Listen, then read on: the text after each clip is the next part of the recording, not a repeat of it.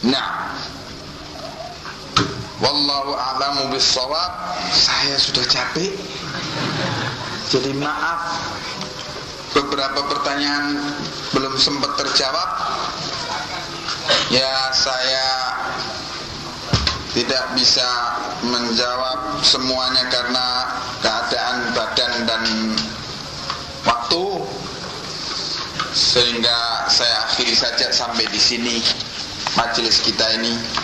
Mudah-mudahan bermanfaat bagi saya sendiri khususnya dan bagi hadirin semuanya, dan mudah-mudahan Allah kasih barokah kepada apa yang kita dapatkan dari majelis ini, ilmu-ilmu, dan mudah-mudahan bisa menjadi amalan yang saleh, dan mudah-mudahan Allah maafkan kesalahan-kesalahan yang disengaja yang saya lakukan atau para hadirin lakukan atau katakan di majlis ini. Amin ya rabbal alamin. Allahumma taqabbal minna innaka antas sami'ud du'a. Subhanakallahumma wa bihamdika asyhadu an la ilaha illa anta astaghfiruka wa atubu ilaik. Wassalamu alaikum warahmatullahi wabarakatuh.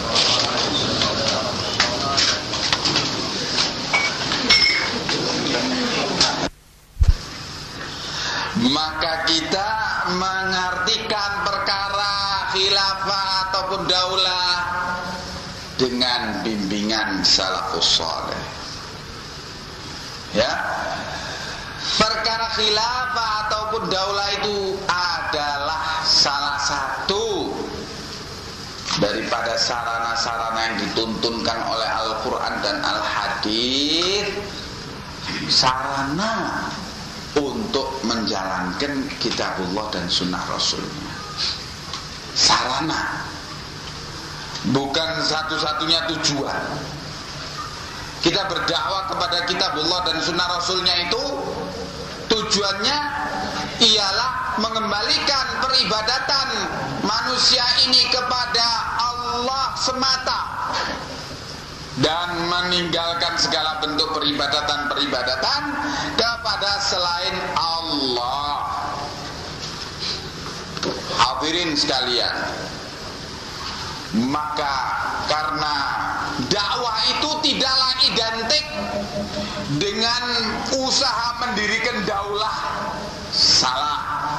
Kalau dakwah diidentikan dengan usaha atau perjuangan mendirikan daulah, itu namanya dakwah khilafah atau dakwah ila daulah.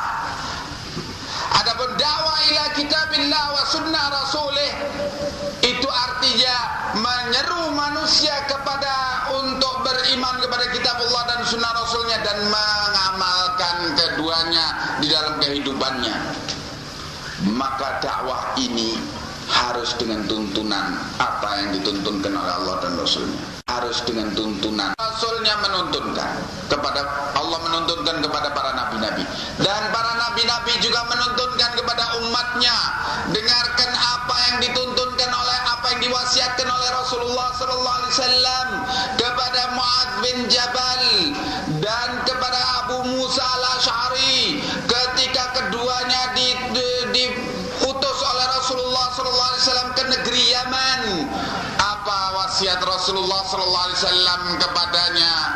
Falyakun awwalu ma tad'una ilaih syahadatu an la ilaha illallah wa anna Muhammadan Rasulullah wa in fa'in ata'uka fi dhalik famurhum liyuqimus salah fa'in ata'uka fi dhalik famurhum liyu'tuz zakah. Maka hendaknya yang pertama kali kamu seru mereka kepadanya yaitu syahadatu la ilaha illallah wa anna Muhammadan Rasulullah, yakni tauhid, kepada tauhidul ibadah lillahi wahdah, mentauhidkan ibadah kita kepada Allah semata. Ini yang dituntunkan, diwasiatkan oleh Rasulullah SAW kepada Mu'adz bin Jabal dan Abu Musa al-Asy'ari. Diriwayatkan hadis ini oleh Mu'adz bin Jabal tentang kejadian tersebut. Kalau mereka mau sudah mentaati kamu menjalankan itu, hendaknya mereka kamu perintah untuk menegakkan sholat, yakni sholat 5 waktu. Kalau mereka mau mentaati kamu di dalam hal ini, maka hendaknya perintahkan mereka untuk menunaikan zakat. Hadirin, ta'sil, meletakkan usul bagi umat ini adalah langkah para nabi dan para rasul, para nabi. Ya. Dan bukan para nabi dan para rasul itu para pejuang-pejuang politik.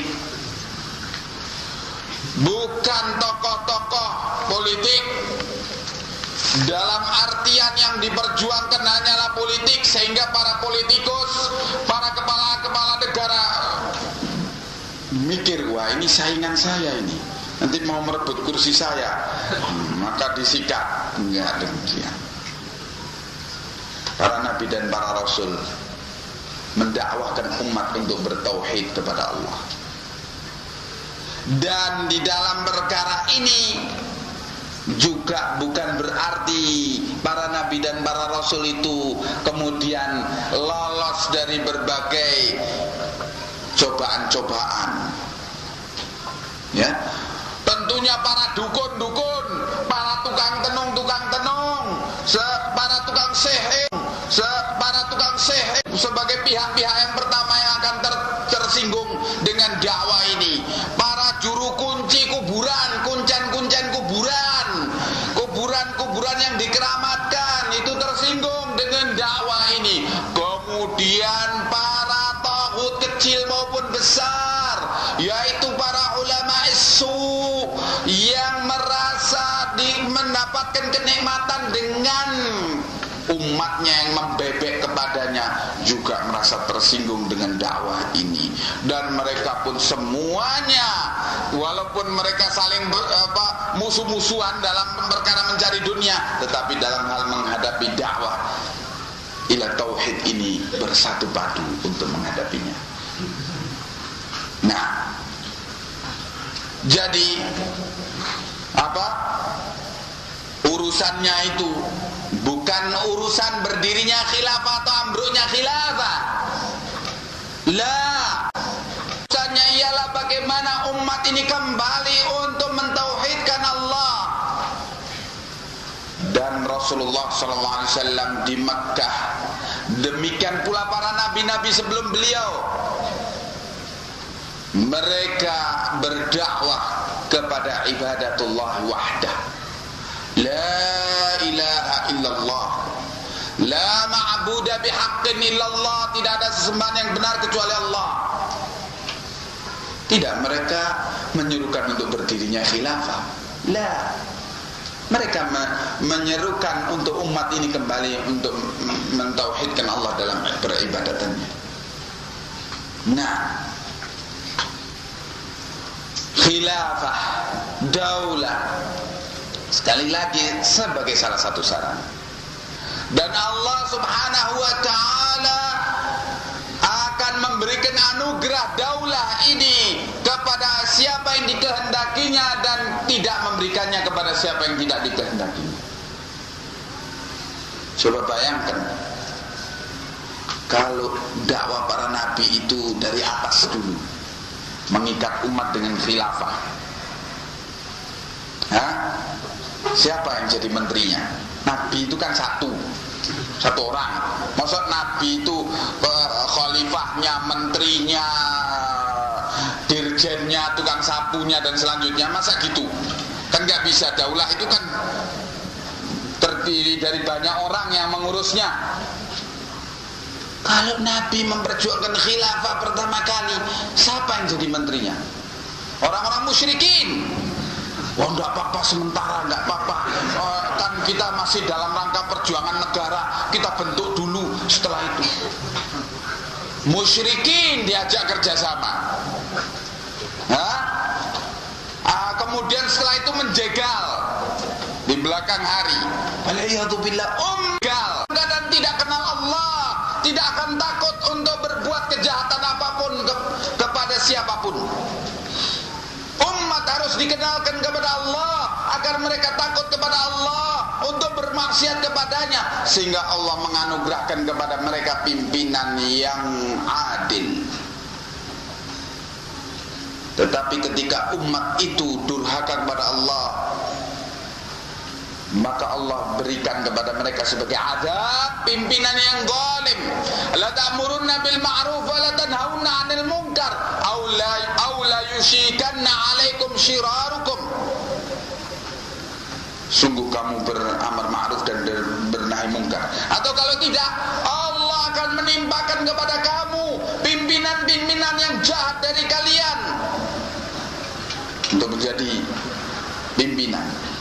Jadi kata para ulama, kata para a'immah, adanya pimpinan yang jahat di suatu bangsa, di suatu negeri, di suatu negara, sesungguhnya azab bagi umat itu, bagi rakyatnya. Rakyatnya telah berbuat jahat terlebih dahulu sebelum pimpinan yang jahat itu berbuat kejahatan. Rakyatnya telah berbuat zalim sebelum pimpinan itu berbuat zalim kepadanya, sehingga Allah mengazab mereka dengan pimpinan yang zalim itu. Hadirin, umat ini harus dikenalkan kepada Allah, ya, harus dikenalkan kepada Rasulnya, harus dikenalkan kepada agamanya, agar mereka mau untuk mengoreksi dirinya, siapa dirinya, dan jangan tinggi-tinggi selera, ya, jangan terlalu tinggi selera. Nanti terlalu tinggi, nanti jatuhnya sakit, ya. Kemudian bagaimana hukum baiat dalam berjamaah di bawah seorang imam di zaman sekarang? Ini adalah bid'ah hizbiyah yang terus dikembangkan oleh kelompok-kelompok yang memperjuangkan khilafah ini tadi, dakwah ilal khilafah ini tadi, dakwah ilal daulah ini tadi, dengan dalil hadis-hadis baiat. Man mata wa laysa fi 'unuqihi bai'ah mata maitatan jahiliyah. Siapa yang mati dalam keadaan tidak ada di lehernya baiat, maka dia mati jahiliyah. Dan kemudian dalil yang lainnya tentang dalil-dalil hadis-hadis baiat. Bukan bermasalah hanya ada dalil atau tidak ada dalil sebagaimana yang diterangkan tadi, tetapi bermasalahnya pemahaman siapa. Kok kamu memahami hadis-hadis itu dengan dalil-dalil itu dengan pemahaman bahwa berbaiat kepada pimpinan dakwah, pimpinan kelompok itu tadi? Coba lihat perbuatan sahabat ridwanullah alaihim ajma'in. Mereka bilang, oh Rasulullah di baiatul aqabah pertama dan kedua, padahal Rasulullah bukan sebagai pimpinan daulah. Gimana itu? Ya akhwan, para sahabat berbaiat kepada Rasulullah sallallahu alaihi wasallam bukan sebagai pimpinan daulah dan bukan sebagai pimpinan dakwah, tetapi sebagai Rasulullah sallallahu alaihi wasallam. Buktinya apa? Buktinya para sahabat tidak pernah berbaiat kepada selain Rasulullah sallallahu alaihi wasallam di dalam hal perkara dakwah atau pimpinan dakwah. Tidak ada seorang pun selain Rasulullah sallallahu alaihi wasallam yang dibaiat oleh sahabat kecuali dia itu khalifah, kepala negara.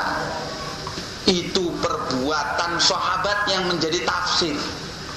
Yang Rasulullah katakan, alaikum bisunnati wa sunnatil khulafa'ir rasyidin al-mahdi khulafa'ir rasyidin du 'alaiha bin nawajid. Hendaknya kalian berpegang dengan sunnahku dan sunnah para khulafa'ir rasyidin al-mahdiyin. Gigitlah ia dengan gigi geraham. Khulafa'ir rasyidin dibaiat setelah wafatnya Rasulullah SAW sebagai kepala negara. Maka timbul di belakang hari guru-guru tarekat sufiyah yang mewajibkan kepada muridnya untuk baiat kepadanya. Kemudian setelah baiat itu maka murid-murid tarekat sufia itu akhirnya menjadi muqallidun, membebek kepada gurunya, bahkan dimisalkan sebagaimana mayit di hadapan tukang yang memandikannya, dibolak-balik dengan semaunya tukang mandi mayit itu tadi. Bid'ah sufiyah dengan menimbulkan baiat kepada guru yang mengajari dia agama itu, kemudian disebarkan lebih luas lagi di kalangan kaum sufiyah. Kemudian ketika Hasan al-Banna rahimahullah membikin kelompok yaitu Ikhwanul Muslimin di Mesir, memakai bid'ah ini tadi, kemudian mengambil baiat dari pengikut-pengikut pertamanya itu. Akhirnya di belakang hari bid'ah ini pun dipakai oleh harokah-harokah, gerakan-gerakan yang lainnya, dan kemudian terus menyebar karena buku-buku Ikhwanul Muslimin yang menyebarkan bid'ah tentang pengertian baiat yang menyimpang dari pemahaman salafus saleh ini, akhirnya menjadi tren di kalangan harokin, yakni amalan yang trendy harokin, di kalangan harokin. Kumpul-kumpul, bisik-bisik, kemudian kita akan mendirikan khilafah Islamiyah, karena itu kita mulai dari yang kecil dulu. Kalau gitu kita baiat salah satu dari pimpinannya, baiat. Setelah itu kemudian berdakwah kepada umat untuk membaiat pimpinannya, dan terus. Nanti kalau sudah besar nanti akan menjadi satu kesatuan yang besar, dan nanti akhirnya akan berdirilah daulah Islamiyah. Mada? Apakah kamu akan mendirikan suatu amalan di atas bid'ah? Man amila amalan laisa alaihi amruna fahuwa raddun. Siapa yang beramal dengan amalan yang tidak diperintah oleh kami, maka ia tertolak. Dasarnya saja sudah tertolak, apalagi bangunannya.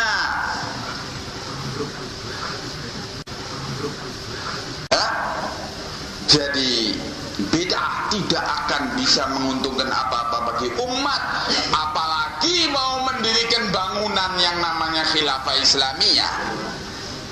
Sekali lagi, ajari umat siapa Allah, apa haknya Allah, apa sifat-sifatnya Allah, agar mereka kenal Allah, agar mereka mentauhidkan Allah di dalam peribadatan mereka, agar mereka menjadi muwahhidin, sehingga mereka ketika mati dalam keadaan seandainya sebelum sempat belajar seluruh daripada Islam itu, mereka sudah membawa bekal untuk bisa mendapatkan ampunan dan rahmat dari Allah, yaitu mati di atas tauhid, yaitu kalimat tauhid la ilaha illallah.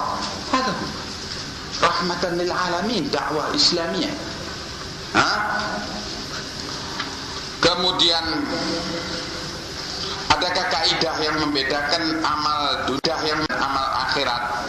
Karena banyak manusia yang didakwai kepada sunnah, jawabnya ini kan amal dunia. Ya,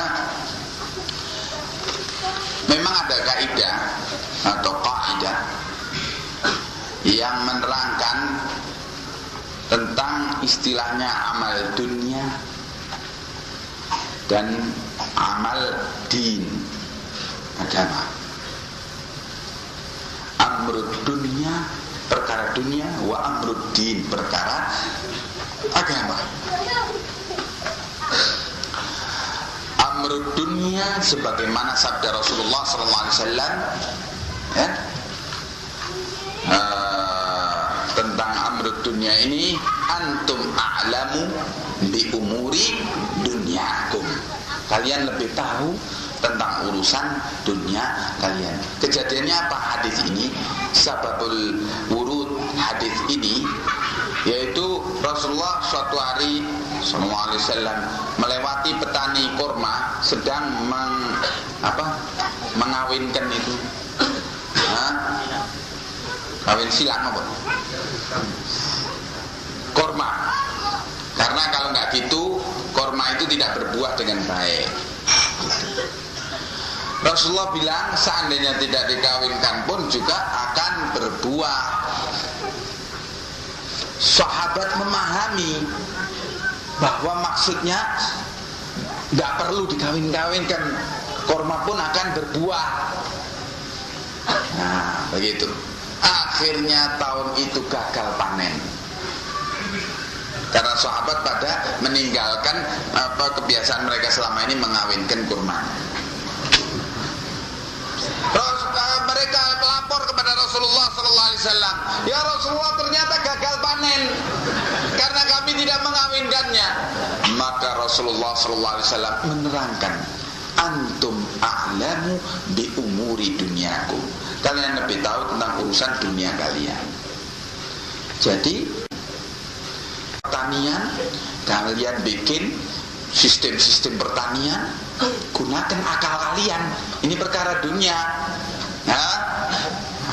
Dan juga perkara-perkara yang lainnya yang agama tidak berbicara tentang hal itu. Itu namanya umur dunia, perkara dunia yang kalian bikin ialah untuk kemaslahatan kehidupan kaum muslimin. Kemudian umuriddin, yaitu apa yang Allah dan Rasulnya telah berbicara tentang hal itu, ya, dan ditetapkan oleh Allah dan Rasulnya. Sebagaimana hadis tadi, man amila amalan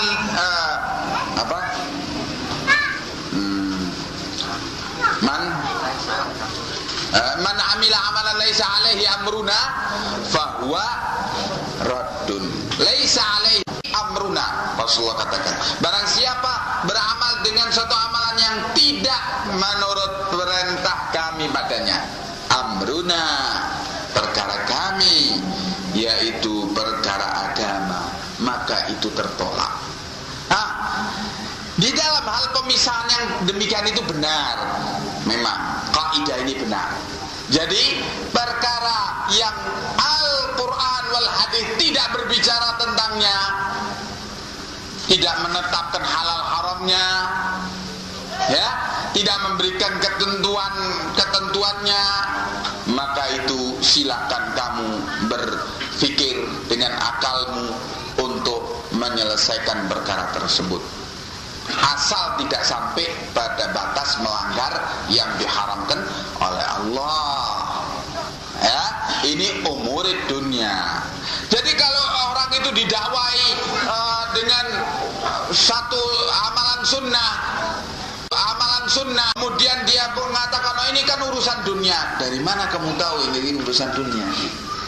Apakah kamu sudah meneliti dari Al-Quran wal Hadith bahwa Al-Quran dan Al-Hadith tidak berbicara tentang masalah ini? Apalagi kalau sudah dikemukakan hadith, nih Rasulullah bersabda demikian, kemudian dia bilang, oh ini kan urusan dunia. Loh, kalau Rasulullah sudah berbicara, bagaimana kamu katakan ini urusan dunia? Itu urusan agama yang harus kita tunaikan dan harus kita sikapi dengan sami'na wa ta'na. Juga tentang hadis man tasyabbaha biqaumin fahuwa minhum, tentang siapa yang menyerupai satu kaum maka dia termasuk daripada kaum itu. Menyerupai satu kaum yang kaum itu berbuat kemaksiatan, maka dia termasuk kaum yang suka berbuat kemaksiatan itu. Menyerupai kaum dalam perkara akidah, maka dia kalau sama-sama berkeyakinan seperti kaum itu dalam berkeyakinan, maka dia termasuk kaum itu dalam akidahnya. Menyerupai satu kaum di dalam perkara yang lainnya, demikian keadaannya, yakni menyerupai satu kaum dalam hal dunia maupun akhirat, di dalam hal yang berkaitan dengan ciri khusus daripada kaum-kaum tersebut, yakni kaum yang kufar. Ciri khususnya apakah dalam hal pakaian, apakah dalam hal penampilan, potongan rambut atau apa, menyerupainya. Ini adalah sebagai sikap cinta, dikatakan oleh para sahabat, sebagai sikap cinta kepada kaum tersebut, menyerupai mereka. Menyerupai modelnya Elvis Presley umpamanya, dan bangga tingkahnya, jalannya seperti dia.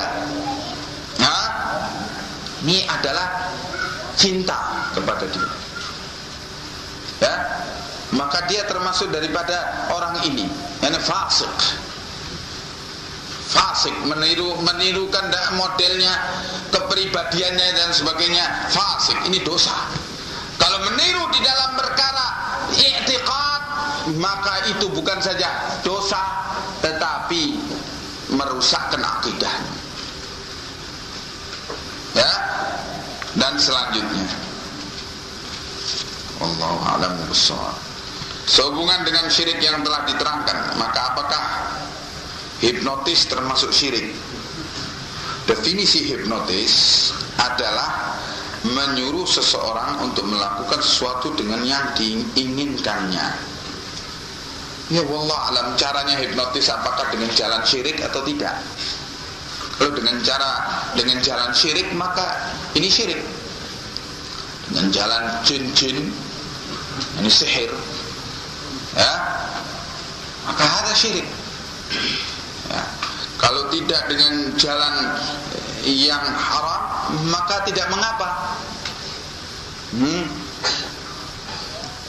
Jadi lihat caranya dulu dalam menjalankan apa yang dikatakan hipnotis itu tadi.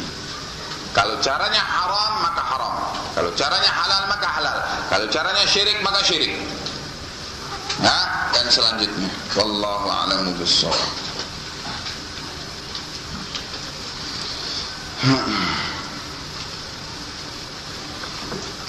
Pertanyaan, benarkah baiat-baiat yang menyebar sekarang ini seperti Jamus, LDII, NII dan lainnya yang saya tidak tahu pengertiannya itu tadi? Ya, baiat-baiat apakah yang dilakukan oleh yang disebutkan ini tadi, atau yang dilakukan oleh Ikhwanul Muslimin atau Jamaah Tabligh, atau pokoknya harokah-harokah itu tadi, atau seperti Hizbut Tahrir dan sebagainya, semuanya menyeru kepada baiat kepada pimpinannya. Semuanya itu adalah baiat-baiat bid'iyah dalam mengambil pemahaman terhadap Al-Quran dan Al-Hadis itu dengan pemahaman yang menyebal dari salafus saleh. Dan coba tanyakan kepada mereka, itu pemahaman mereka terhadap hadis-hadis baiat itu pemahaman dari siapa? Oh, pemahaman dari imam kamu. Imam kami, kok imam kamu? Pemahaman dari imam kami. Loh, imam kamu itu siapa? Oh, imam kami itu ialah Hasan al-Banna. Loh, Hasan al-Banna ini dari sahabat atau dari tabi'in? Harus ditanyakan, diurut. Dari sahabat Rasulullah SAW atau dari tabi'in? Tabi'in yakni murid-muridnya sahabat. Demikian. Oh, bukan orang kemarin di Mesir sana lahirnya dan meninggalnya. Maka yang demikian, kalau urut-urutan itu sampai di situ saja, ya bukan dari pemahaman salaf. Jadi maksudnya merujuk kepada pemahaman salaf. Bagaimana salafus saleh itu memahami itu, sehingga dengan keterangan perkataan mereka, perbuatan mereka itu kita dengan tenang untuk menjalankan Al-Quran dan Al-Hadis tersebut. Ya, nah,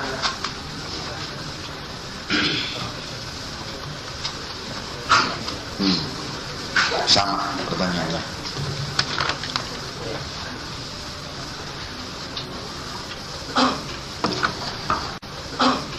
Orang yang bangkrut di hari kiamat, apakah ada pengecualiannya? Maksudnya pengecualiannya. Pertanyaannya saya nggak paham.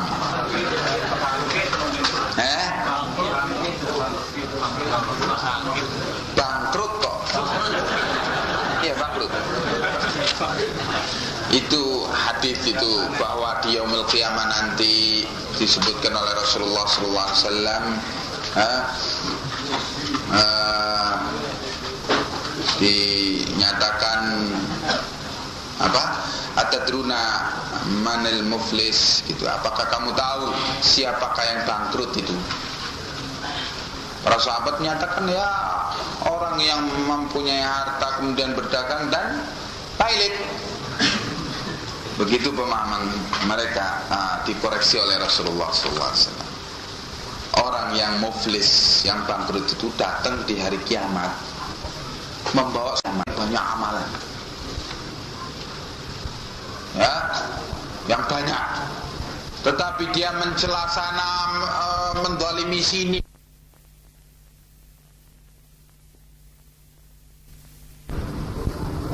Terus begitu, setiap datang diambil lagi, diberikan pada orang yang dizalimi tadi, sampai karena banyaknya habis amalannya. Karena habis, maka dosanya orang yang dizalimi itu diambil, diberikan kepada orang yang menzalimi ini tadi. Sampai dosanya menumpuk, diberikan dari dosanya orang yang dizalimi tadi, sehingga dia masuk neraka karena itu. Ini orang yang muflis, yang bangkrut, ya, berbuat kezaliman kepada sesama hamba Allah dan tidak dia tunaikan, tidak dia selesaikan sebelum dia mati. Ya, ya. Dikatakan apakah ada pengecualiannya? Saya tidak paham. Ya sudah, karena saya tidak paham, saya menduga-duga saja. Barangkali maksudnya si penanya ini bagaimana kalau adanya kenyataan bahwa dakwah salafiyah itu mencela sana dan mencela sini. Barangkali itu yang ditanyakan oleh si penanya.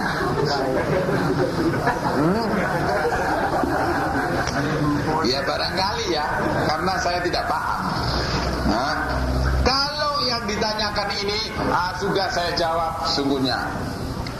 Keterangan-keterangan dari salafus saleh tentang al-jarah, celaan kepada orang-orang yang berbuat bid'ah, orang-orang yang berbuat menyimpang dari syariat Allah.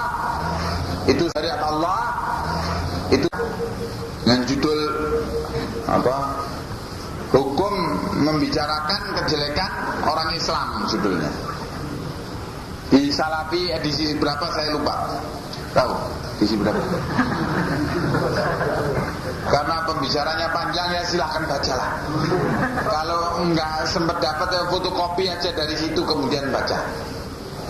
Ya, bagaimana kewajiban untuk membicarakan kejelekan ahlul bid'ah dan membongkar penyimpangannya dan mengingatkan umat dari kejelekan itu sebagai tanggung jawab dakwah salafiyah kepada umat ini dari bahaya-bahaya penyimpangan tersebut.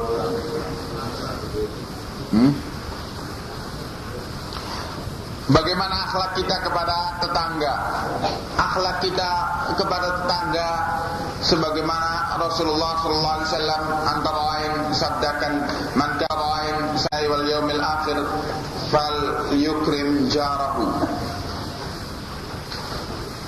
Barang siapa yang beriman pada Allah dan hari akhirat, maka hendaknya dia memuliakan tetangganya, tidak mengganggunya, ya, tidak mengusiknya, ya, di dalam hak dia mendapatkan keamanan dari muslimin, ya, menjaga kehormatannya. Kadang-kadang orang bertetangga itu lebih mengetahui keaiban tetangganya itu daripada orang jauh, ya. Maka keaiban itu juga adalah perkara yang hak tetangga itu untuk ditutup. Jangan sebar-sebarkan keaiban itu. Ya. Karena tetangga itu menyembunyikan keaibannya, tetapi kemudian keaibannya terbuka dengan tidak sengaja, maka selama dalam posisi demikian maka tidak boleh untuk dibongkar keaibannya itu. Dan hak tetangga pada 3, yaitu hak mendapatkan keamanan pada darahnya, yaitu keselamatan jiwanya, dan yang kedua hak mendapatkan keamanan pada hartanya, yaitu keselamatan dari gangguan pencurian.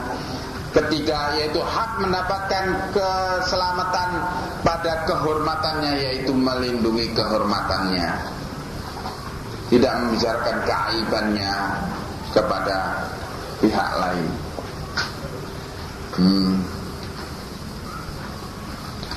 Bagaimana menurut pemahaman salafus saleh tentang pendapat bahwa Adam adalah bukan manusia pertama? Ayat Quran dan hadis Rasulullah SAW menerangkan Adam adalah manusia pertama. Pelajari di beberapa surat, antara lain di surat Al-Baqarah, dialog antara Allah dengan para malaikatnya tentang Adam. Dan pelajari tafsir para salafus saleh tentang peristiwa-peristiwa itu. Bahkan disebutkan dalam hadis Rasulullah SAW bahwa Allah menciptakan Adam dengan tangannya sendiri, yakni tangannya Allah sendiri. Ya, Allah menciptakan surga dengan tangannya sendiri. Allah menciptakan Adam dengan tangannya sendiri. Tangannya yang maha mulia. Laisa kamitslihi syai'un wa huwa samiul basir. Tidak serupa dengannya apapun, dan dia maha mendengar, maha melihat. Ya. Nah, dan pendapat yang mengatakan demikian adalah pendapat yang menyimpang dari sunnah. Ya.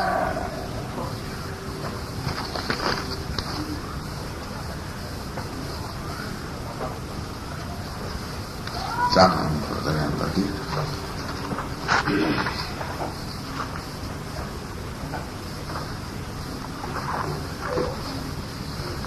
Ada penanya bilang, setelah mendengar keterangan tentang firqah, rasanya ingin menghindar, tapi kami tidak bisa menghindar karena kami tidak tahu ciri-ciri khas firqah yang ada.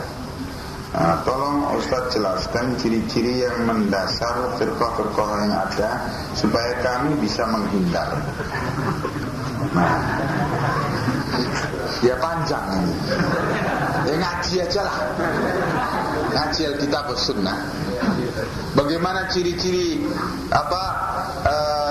Ahlus Sunnah wal Jamaah itu di dalam pembahasan kitab-kitab para ulama, ngaji kitab-kitab para ulama. Yang paling mendasar dari ciri-ciri itu, dari ciri-ciri firqah itu, sebagaimana yang disinggung tadi apa? Satu saja loh, tadi apa? Yaitu memahami dalil-dalil Al-Quran dan Al-Hadis itu tidak dengan pemahaman salafus saleh. Pas ini aja. Jadi kalau ada orang yang bicara qala Allah keda-keda, qala Rasulullah keda-keda, terus jadi pemahamannya demikian dan sebagainya, tanyakan kepada dia, dari mana kamu mengambil pemahaman tersebut? Kalau mempunyai rujukannya itu dari salafus saleh, selesai. Maka ciri-ciri firqah-firqah itu ialah memahami Al-Quran dan Al-Hadis bukan dari salafus saleh. Ini cirinya. Nanti berkembang pada ciri-ciri yang lainnya dengan belajar kitabullah dan sunnah Rasulnya, kitab-kitab para ulama ahlul hadis, para salafus saleh.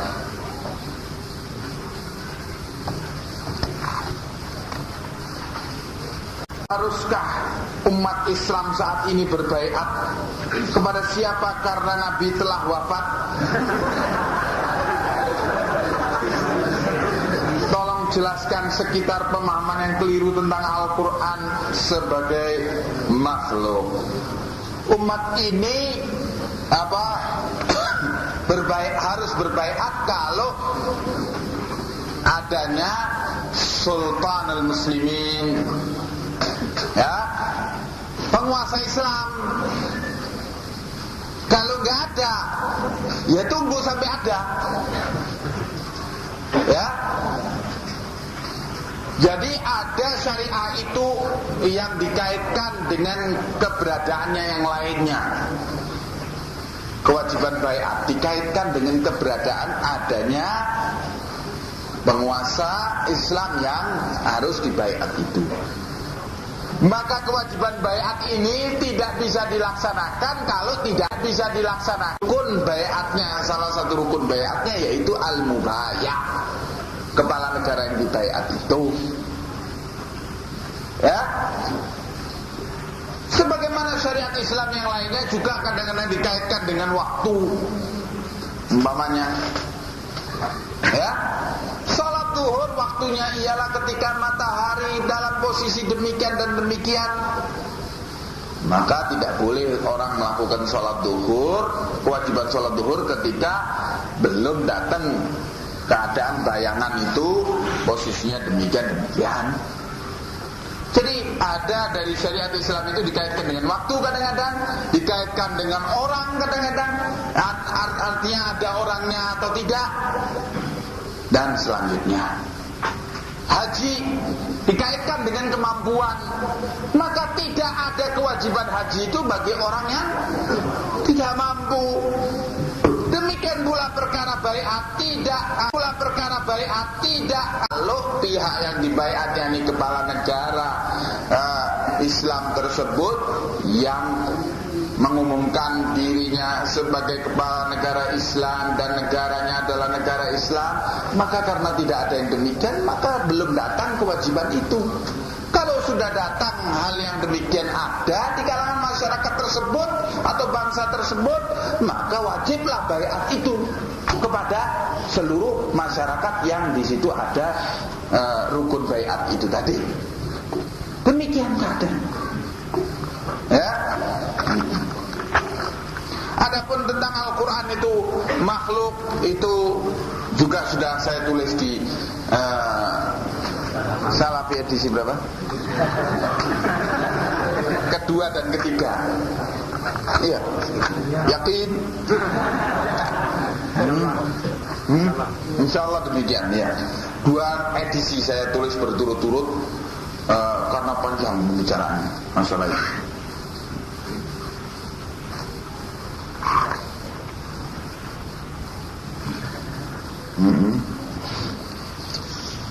Apakah kita boleh meninggalkan mengambil ilmu dari seorang karena ia mengikuti jamaah dakwah tertentu atau harokah, yakni jamaah dakwah bid'iyah mungkin yang ditanyakan ini?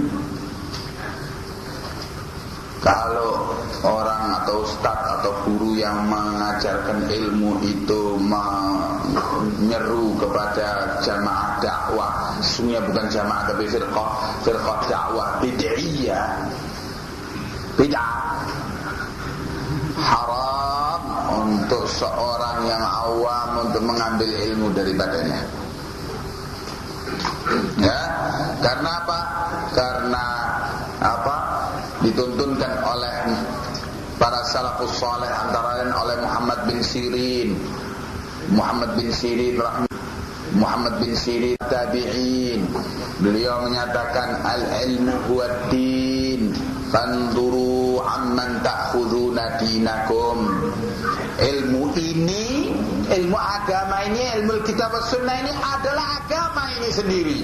Maka telitilah oleh kalian dari mana kalian mengambil agama kalian itu. Ya. Nah, jadi mengambil ilmu agama itu sama dengan dalam keadaan mengambil agama. Hati-hati, ya. Demikian diriwayatkan oleh Ibnu Adi di dalam Al-Kamil fi Du'afa Ar-Rijal.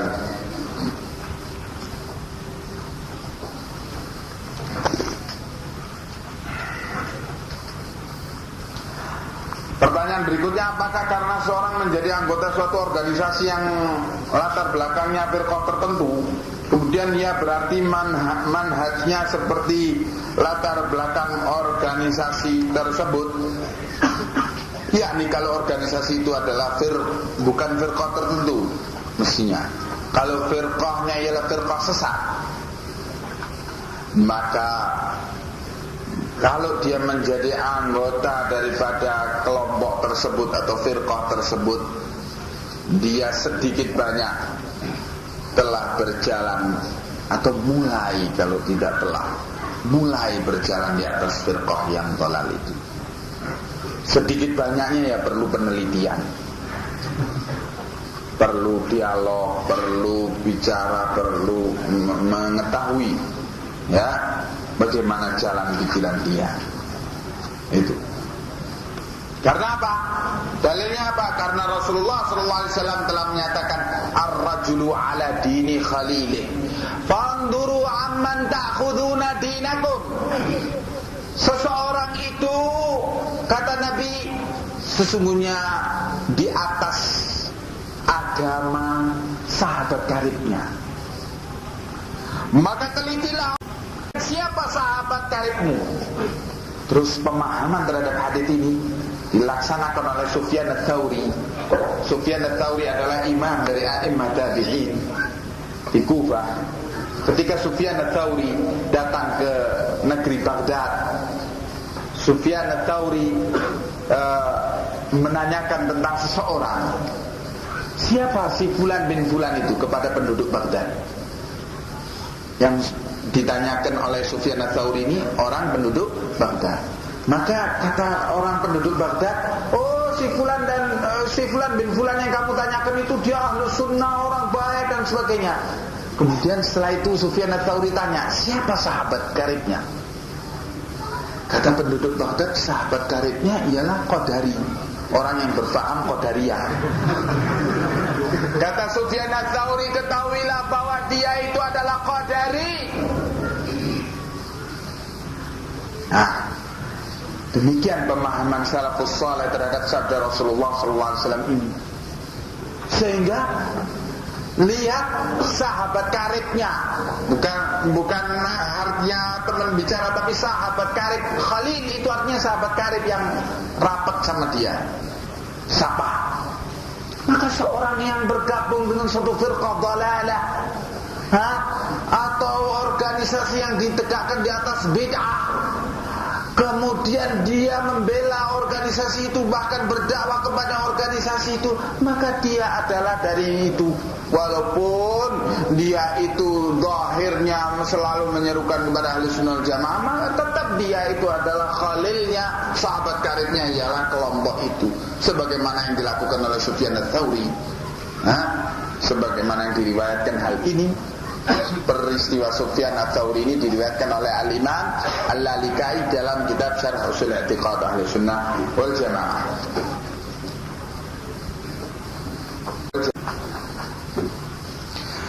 Ustaz Afwan, tolong pertanyaan ana dijawab.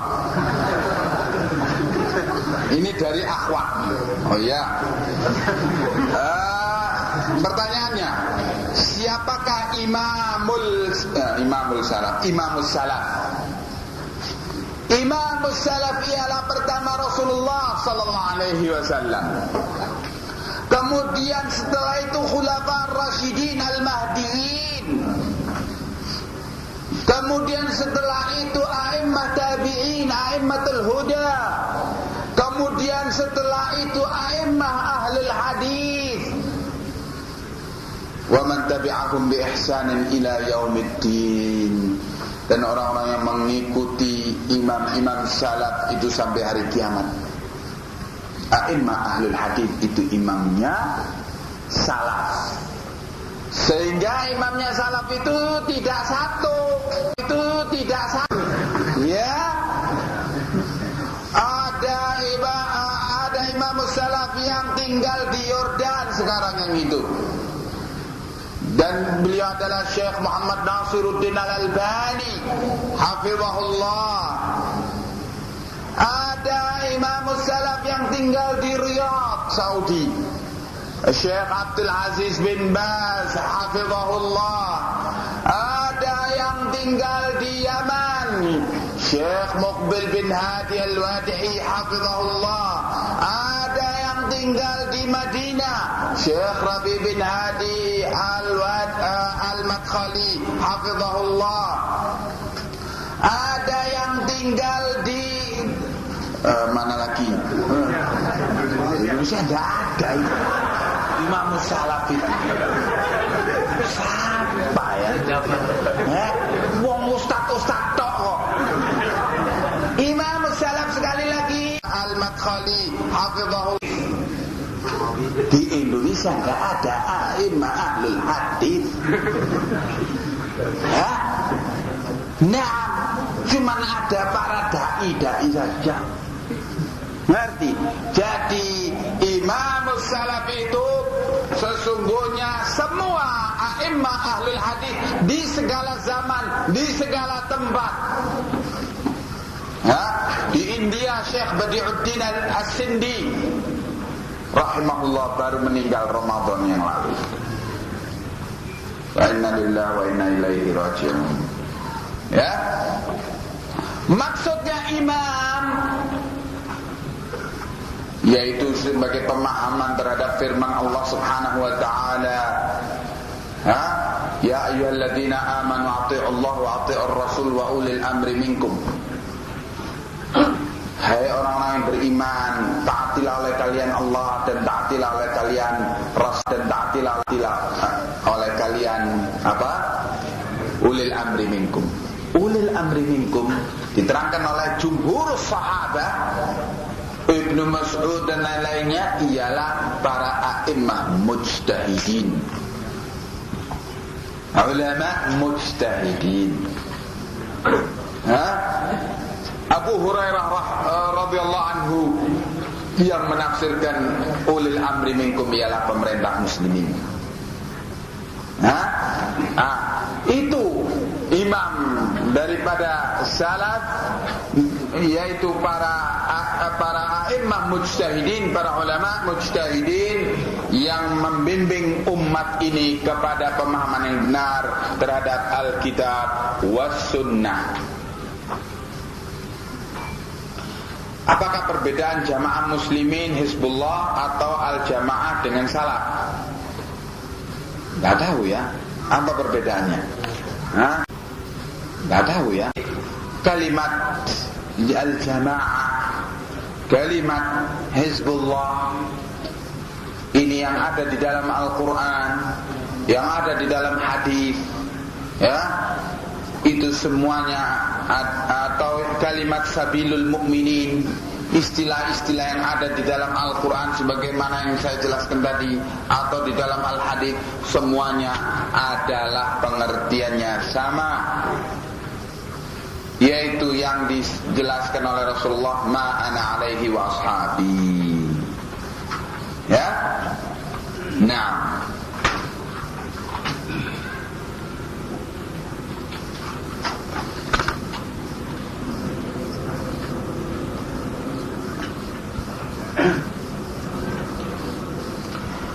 tunjukkan bukti bahwa IM memiliki kekuasaan sebagai ghayah.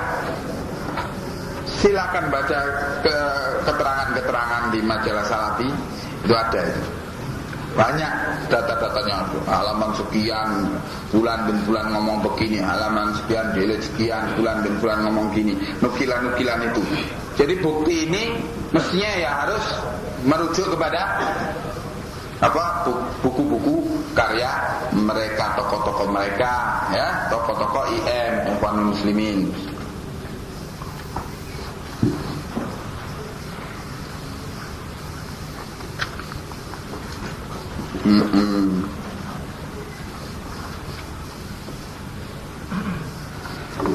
Tolong jelaskan hadis sebagai berikut. Sami'tu Rasulullah sallallahu alaihi wasallam yaqul, man khala'a yadan min ta'atin laqiyallahu yawmal qiyamati la hujjata lahu wa man mata wa laysa fi 'unuqihi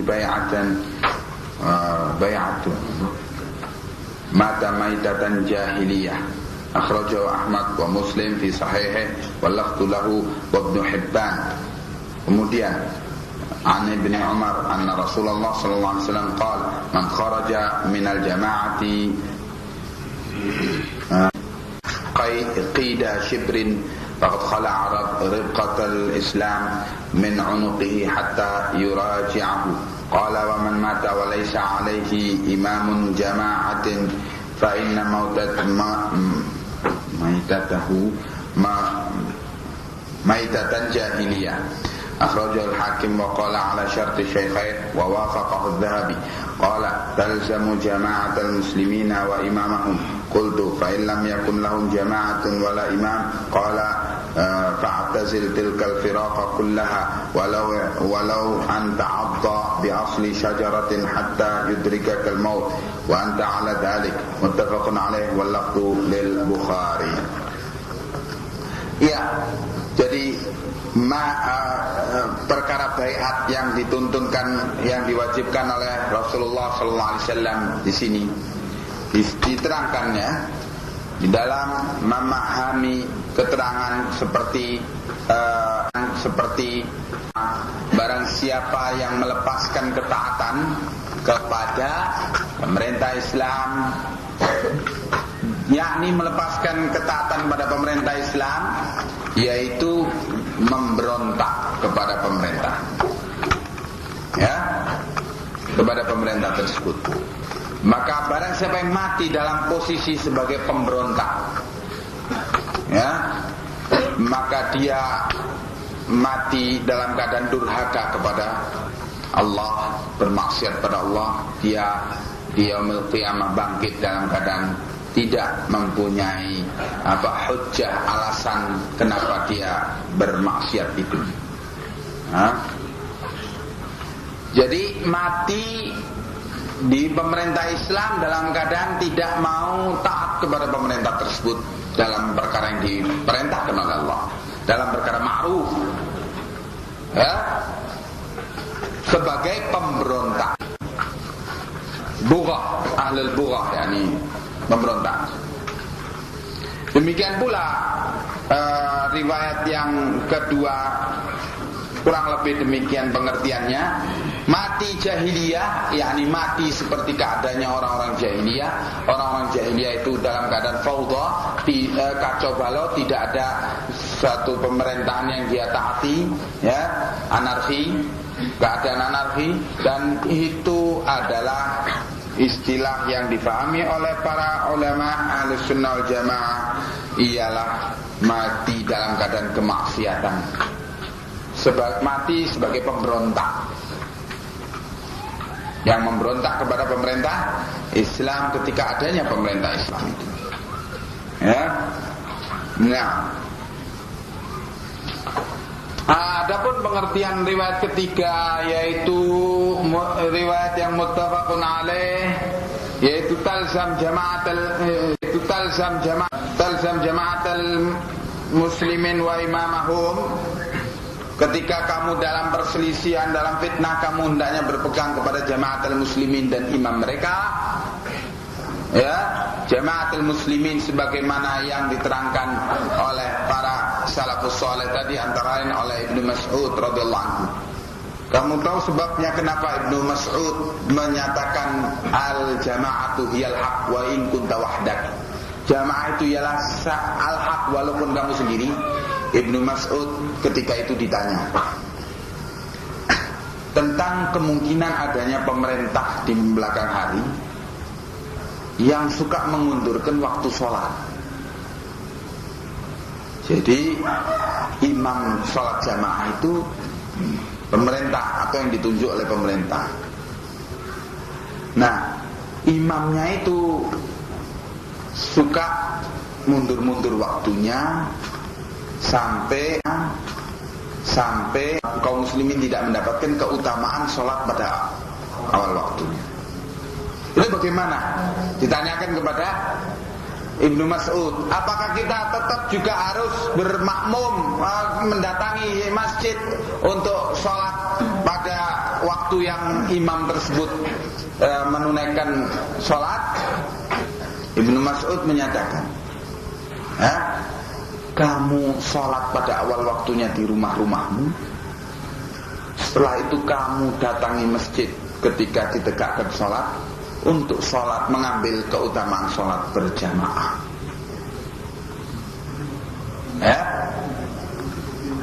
Begitu Ibnu Mas'ud menuntunkan. Nah, Ibnu Mas'ud ditegur. Engkau menyatakan kami harus berpegang dengan jamaah, tetapi engkau justru menganjurkan untuk kami sholat sendirian di rumah kami. Bagaimana ini? Maka Ibnu Mas'ud menjawab lagi, al-jama'atu hiyal haq wa in kunta wahdak. Jamaah itu ialah yang benar, kebenaran itu sendiri, walaupun kamu sendirian. Mereka yang menunda sholat jamaah itu, mereka itu menyelisihi al-haq. Maka kamu tunaikan al-haq, dan kemudian supaya kamu tidak terjerumus dalam fitnah, kamu bergabung lagi sholat jamaah dengan mereka. Dan itu adalah tuntunan salafus saleh. Itu pengertian al-jamaah. Maka demikian pengertian Ibnu Mas'ud dalam memahami perintah Rasulullah SAW, talzam jama'atul muslimin wa imamahum. Kamu berpegang dengan jama'atul muslimin dan imam mereka. Meninggalkan imam di masjid itu dengan alasan sholatnya tidak di awal waktu, dan tetap berpegang dengan jamaah itu, tidak ada alasan bagi kamu untuk memberontak kepada pemerintah, karena itu adalah perkara beda. Kemudian ada pertanyaan, fa illam yakun lahum jamaah,